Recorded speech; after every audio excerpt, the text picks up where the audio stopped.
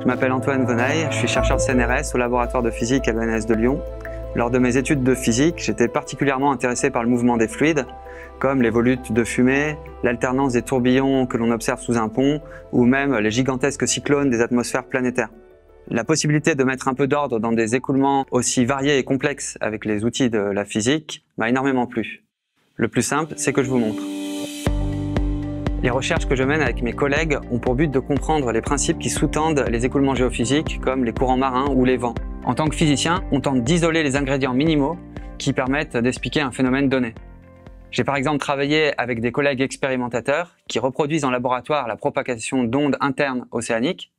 Je collabore aussi avec des océanographes qui étudient à l'aide de simulations numériques la dynamique des courants marins.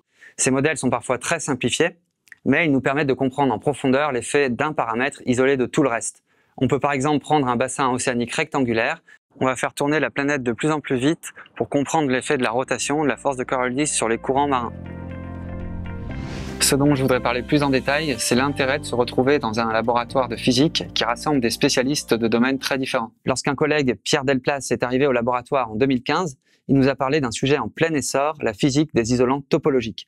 Alors ces isolants topologiques, ce sont des matériaux un peu particuliers parce qu'ils sont isolants à l'intérieur, on ne peut pas propager l'électricité, mais excellents conducteurs au bord où des ondes électroniques sont piégées et se propagent sans perte. A priori, tout ça n'a rien à voir avec les ondes géophysiques sur lesquelles je travaillais.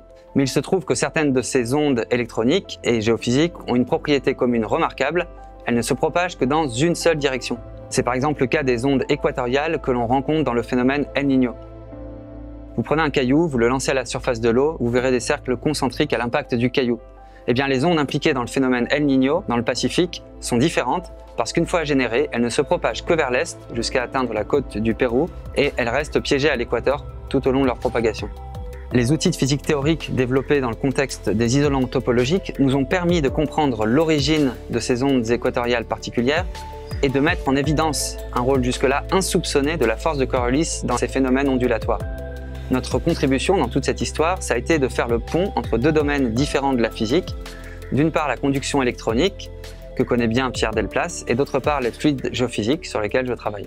Une chose qui me plaît beaucoup, parmi d'autres, c'est l'alternance entre des problèmes très concrets, soulevés par l'observation des phénomènes naturels qui nous entourent, et des développements plus abstraits qui permettent d'en saisir l'essence et parfois d'établir des liens avec d'autres classes de problèmes physiques.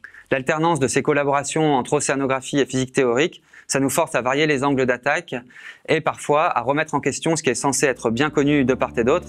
Et tout ça, je trouve que c'est très stimulant.